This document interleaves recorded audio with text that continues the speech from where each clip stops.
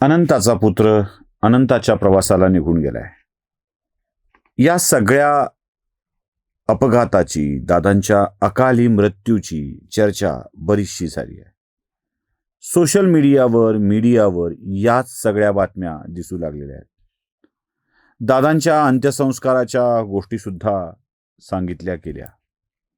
दादांच्या अंत्यसंस्काराला पंतप्रधानांना सुरक्षेच्या कारणावरून येता आलं नाही, पण देशाचे गृहमंत्री मात्र अंत्यसंस्काराला येऊन गेले. महाराष्ट्राचे मुख्यमंत्री, देशाचे गृहमंत्री, अनेक मोठे नेते या कार्यक्रमाला हजर होते आणि दिसले नाहीत ते काँग्रेसचे राष्ट्रीय पातळीवरचे नेते. म्हणजे न सोनिया गांधी, न राहुल गांधी, ना काँग्रेसचे अध्यक्ष मल्लिकार्जुन खरगे. दीर्घकाळ ज्या दादांनी काँग्रेसची सेवा केली, काँग्रेसला साथ दिली, त्याच्या राष्ट्रीय स्तरावरच्या एकाही नेत्याला इथे यावं वाटलं नाही, याचं थोडंसं आश्चर्य मनामध्ये वाटलं. महाराष्ट्रातले 2 नेते शरद पवारांना भेटून निघून गेले, ते अंत्यसंस्काराच्या वेळी थांबले नाहीत, याचंही जरासं आश्चर्य मनामध्ये वाटलं. राज आणि उद्धव असे 2 नेते ज्यांना तिथे थांबावं वाटलं नाही. मुख्यमंत्री, उपमुख्यमंत्री, गृहमंत्री पूर्ण काळ बसून होते, पण तरीही हे दोघं तिथं थांबले नाहीत. दादांच्या अंत्यसंस्काराचीही मोठी चर्चा झाली, सगळ्या गोष्टींची चर्चा झाली आणि यात दगाफटका काही आहे का याबाबत देखील खूप बोललं गेलं. मी आज 2 विषयावर आपल्याशी बोलणार आहे. 1, हा अपघात कसा होता, आणि 2, या अपघातात मृत्यू पावलेल्या अन्य लोकांचं काय. या लोकांच्या विषयी चर्चा व्हायला पाहिजे. मुंबई पोलीस दलातील आणि व्हीआयपीच्या सुरक्षेमध्ये कायम तैनात असलेला एक जवान विदीप जाधव. विदीप जाधव हा मुंबई पोलीस दलातील हेड कॉन्स्टेबल HC या पदावरचा कर्मचारी दादांच्या सोबत सुरक्षा व्यवस्थेमध्ये कायम. दादांसोबतचे वेगवेगळे व्हिडिओही आपण विदीपचे बघितलेले आहेत. दादांच्या शेवटच्या प्रवासाचा प्रारंभ म्हणून जो व्हिडिओ दाखवला गेला होता, तोही व्हिडिओ मी तुम्हाला दाखवतो, पण तो शेवटचा प्रवास नक्कीच नव्हता. कारण मुंबईच्या विमानतळावरून उडताना सकाळच्या वेळी, म्हणजे हा अंतिम प्रवास दादांचा होता, तो सकाळी 7:30च्या नंतर सुरू झाला होता आणि जो प्रवास आपल्याला व्हिडिओ दिसतोय तो पहाटेचा दिसतोय, म्हणजे अंधाराच्या वेळेतला दिसतोय. हा प्रवास तो नक्कीच नसावा, पण दोन्ही वेळेला सोबत विदीप जाधव होते, हे विशेष. तो व्हिडिओ बघा.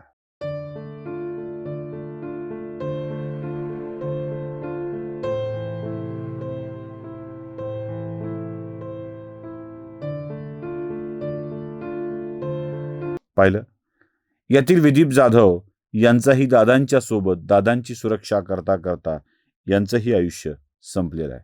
या विदीप जाधवांचा अंत्यविधी कसा झाला, त्यांच्या कुटुंबाची स्थिती काय होती, हे देखील बघणं आवश्यक आहे. कारण दादांच्या सोबत बळी गेलेल्या या माणसांचाही उल्लेख झाला पाहिजे. विदीप जाधवच्या अंत्यसंस्काराचा व्हिडिओ मी तुम्हाला दाखवतोय.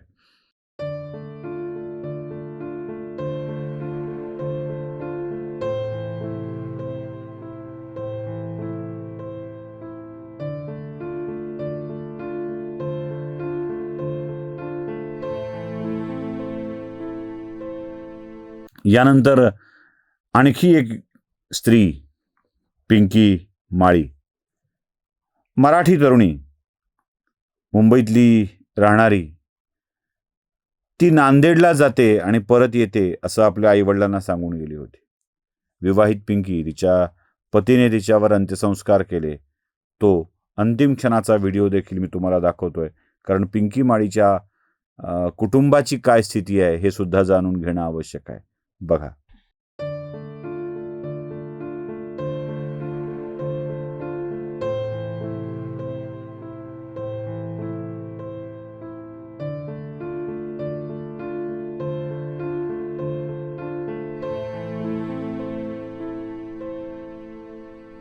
पिंकी माळीच्या वडिलांनी तर ती कशी होती, काय होती, हे सुद्धा सांगितलंय. त्या वडिलांचंही म्हणणं ऐकून घ्या. सांगितले की पप्पा, मी अजितदादा पवार बरोबर बारामतीला जाणार आहे आणि तिकडनं मी नांदेडला जाईन, त्यांना ड्रॉप केला की. हे शेवटचे शब्द होते. 3 वर्ष ती इंडियन एअरलाइन्स एअरपोर्ट होती, तिकडनं मग ही प्रायव्हेटमध्ये झाली होती. आणि असा होईल मग जेव्हा टी व्ही लावला तर फ्लाईट क्रॅश झाला करून असा समजला अजितदादाचा, तर आमचे हातपाय सुजायला लागले. मग नंतर टी व्हीला ब्रेकिंग न्यूजमध्ये पिंकी माली दाखवला, तेव्हा एकदम आम्ही कन्फर्मच झालो. या सगळ्या लोकांना समोर आणलं पाहिजे, समोर बोललं पाहिजे, कारण यांचाही या अपघातामध्ये मृत्यू झालेला आहे. तिसरी एक व्यक्ती होती ती म्हणजे शांभवी पाठक. मुंबईत शिकली, प्राथमिक शिक्षण मुंबईत, महाविद्यालयीन शिक्षण मुंबईत आणि एव्हिएशनचं शिक्षण मात्र तिनं न्यूझीलंड या देशामध्ये घेतलं. न्यूझीलंड या देशात एव्हिएशनचं शिक्षण झाल्यानंतर शांभवी आपल्या वेगवेगळ्या कामासाठी प्रसिद्ध होती. शांभवी मूळची ग्वालियरची. या शांभवी पाठकचा अनुभव देखील जवळपास 1500 तासाचा होता. गंमत म्हणजे शांभवी पाठक या सगळ्या एव्हिएशनच्या प्रक्रियेमध्ये ट्रेनर म्हणून सुद्धा काम करत होती, कारण ट्रेनिंग लायसन्स सुद्धा शांभवी पाठकला मिळालेलं होतं. शांभवी पाठकची आजी तिच्याविषयी काहीतरी सांगते, तेही आपण ऐकूया. वही मैंने कहा भगवान मेरे को ही ले जाता. Today morning she has return me 6:34 पे, हाय दादा गुड मॉर्निंग, मुंबई से. Out of blue she has return me. चाय पी रही थी तो मैंने देखा, अरे मैंने कहा किसका मैसेज है, देखा शांभवी का मैसेज है, तो I also wrote, I said good morning चीनी. ऐकलं? शांभवी, पिंकी माळी, विदीप जाधव या सगळ्यांच्या विषयी जाणून घेतल्यानंतर आणखी एका व्यक्तिमत्वाविषयी जाणून घेणं आवश्यक ठरतं, ते म्हणजे या विमानाचे कॅप्टन सुमित कपूर. सुमित कपूर यांच्याविषयी बऱ्याचशा गोष्टी चर्चेच्या आहेत. त्यांचे 20 वर्षाचे मित्र त्यांच्या चांगुलपणाविषयी काही गोष्टी सांगतात, ते कसे योग्य पायलट होते हे सांगतात. तसे काही लोक त्यांच्यावर झालेल्या वेगवेगळ्या कारवायांच्या संबंधी सुद्धा बोलतात. असं म्हणतात की सुमित ठाकूर यांच्यावरती 2दा कारवाई झालेली आहे. एकदा बेंगळूर विमान उडवताना 13 मार्च 2010ला त्यांना दारूसहीच्या नशेसहित पकडण्यात आलं होतं. तर असंही सांगतात की 7 एप्रिल 2017ला सुद्धा त्यांच्यावरती अशा स्वरूपाची कारवाई करण्यात आली होती. त्यांचं लायसन देखील निलंबित करण्यात आलं होतं. खरं खोटं याचा अजून तरी तपशिलात आपण गेलेलो नाही आहेत. पण पुन्हा त्यांनी VSR एव्हिएशन या कंपनीसोबत आपल्या कारकिर्दीला सुरुवात केली. पण एक अत्यंत अनुभवी अशा स्वरूपाचे सुमित कपूर हे पायलट होते. या पायलटचाही याच्यामध्ये मृत्यू झाला आहे हे विशेष. म्हणजे दारूच्या नशेत विमान चालवणे ही त्यांची 2 वेळेची सवय होती असंही बोललं जात आहे. पण या सगळ्यांचा मृत्यू होण्याला कारणीभूत ठरलेलं ते विमान, ते काय होतं? या कंपनीच्या विमानाचा याआधीही अपघात झालेला आहे. 2023मध्ये याच विमान कंपनीचं विमान मुंबईमध्ये अपघातग्रस्त झालेलं होतं आणि त्याचे तुकडेही पडले होते. या कंपनीला बऱ्याच वेळेला काही सूचना दिल्या गेल्या होत्या असंही सांगतात. पण ह्या कंपनीने आपली ही विमानं चालवली. खरं तर हे विमान जुनं होतं, खूप जुनं होतं, ज्याला चालवलं जात होतं. पण याच्या मालकाचं म्हणणं असं आहे की मी याला बंद का करू, ते उत्तम चालत होतं, खूप छान सर्व्हिस देत होतं, त्याला बंद का करावं? विमान प्रॉब्लेममध्ये टेक्निकली प्रॉब्लेमचं होतं का? जर हे कॅप्टन काही प्रॉब्लेम होता का? असिस्टंट कॅप्टनमध्ये काही प्रॉब्लेम होता का? की वेळ खराब होती? या सगळ्यांची चर्चा होते.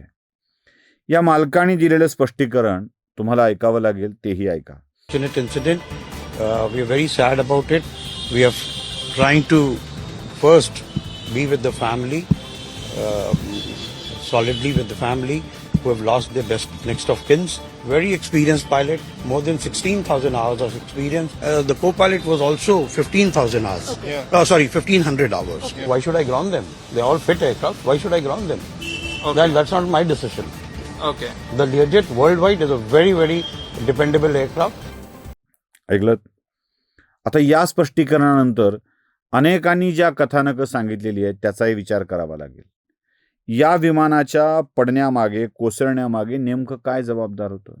खराब हवामान, विमानातली तांत्रिक चूक, खराब हवामान आणि तांत्रिक चूक यांचं मिश्रण, की पायलटला लँडिंग जजमेंट न येणं, म्हणजे लँडिंग जजमेंटचा एरर, कुठल्या गोष्टी नेमक्या घडल्या होत्या? कारण आता जे काही तांत्रिक गोष्टीचं अनालिसिस होणार आहे तो ब्लॅक बॉक्स सापडल्यानंतर होणार आहे. पण ज्या गोष्टी विमान कंपनीकडून सांगण्यात येतात, DGCA कडून सांगण्यात येतात, त्यावरून तरी असं कळतं आहे की मुंबईवरून निघालेलं विमान ज्यात 3,500 किलोमीटर प्रवास करता येऊ शकेल इतकं इंधन भरता येतं.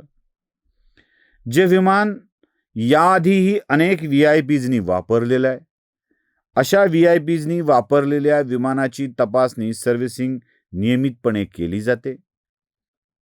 असं विमान बारामती एअरपोर्टवर उतरताना काय प्रॉब्लेम झाला असेल? एक तर बारामती एअरपोर्ट हे नियमित एअरपोर्ट नाही आहे, अजिबात नियमित एअरपोर्ट नाही आहे. तिथला स्टाफच ATCचं काम करतो, एअर ट्रॅफिक कंट्रोलचं काम करतो. 2 रनवे आहेत, हे टेबल टॉप रनवे आहेत. टेबल टॉप म्हणजे उंचीवर सपाटीकरण करून केलेले रनवे आहेत. टेबल टॉप रनवेची अडचण एक होते की त्याची व्हिजिबिलिटी, ते दिसतंय कसं हे नीट पायलटच्या लक्षात येत नाही, खास करून धुकं असल्यावर. धुक्याच्या दिवसात तर मोठी अडचण येते. पहिला अटेम्प्ट पायलटनं केलाय, तो यशस्वी झालाय, त्याला पहिला अटेम्प्ट मिस झाला असं म्हणतात. मग गो राऊंड सांगण्यात आलं, म्हणजे एक वळण घ्यावं आणि परत यावं आणि मग दुसरा अटेम्प्ट करावा. दुसऱ्या 10 नंबरच्या रनवेवरती उतरायला सांगितलं. दुसऱ्या रनवेवरती उतरताना ते विमान रनवेवरती उतरलं खरं, पण अचानक ते हेलपाटलं आणि त्या रनवेच्या टेबल टॉपच्या परिसराच्या खाली जाऊन पडून त्याचा स्फोट झाला. हा स्फोट कोणी वाचवूच शकला नाही. अशा वेळी यात घातपात, अपघात अशा सगळ्या शक्यता वर्तवल्या जातात. घातपाताची शक्यता कशी आहे हे देखील तपासलं जाईल. यातल्या बऱ्याचशा तांत्रिक गोष्टीचा खुलासा आपल्याला करता येणार नाही. तोंड दिलंय म्हणून वाटेल ते लोक बोलू शकतात, प्रत्येकाला बोलण्याचा अधिकार आहे. पण दादांच्या मृत्यूनंतर बाकी 4 लोकांचा ज्यांचा मृत्यू झाला होता त्यांचा उल्लेख करावा लागेल, सांगावं लागेल. कारण या महाराष्ट्राने 2 मराठी माणसांना गमावलंय. एक म्हणजे विदीप जाधव, पिंकी माळी. आपल्या आयुष्याची सुरुवात करण्याआधीच या पोरीचं आयुष्य संपलंय. विदीप जाधव दादांच्या सोबत सावलीसारखा वावरणारा माणूस, तोही संपलेला आहे. तर नव्याने आपले करिअर करू पाहणारी शांभवी पाठक देखील गमावलेली आहे. सुमित कपूर सारखा अनुभवी वैमानिक सुद्धा गमावलाय. कारण आत्ताच्या घडीला या सुमित कपूरवरती आरोप ठेवायचे आहेत की नाही याचा विचार सुद्धा करावा लागणार आहे. पण दादांच्या सोबत मृत्युमुखी पडलेल्या या लोकांचा विचार माध्यमातून होत नाही, म्हणूनच तो तुमच्या समोर आणला आणि विमानात नेमकं काय घडलं ते सांगण्याचा हा प्रयत्न होता. नमस्कार. स्वधर्म जागृतीचा विधायक पुरुष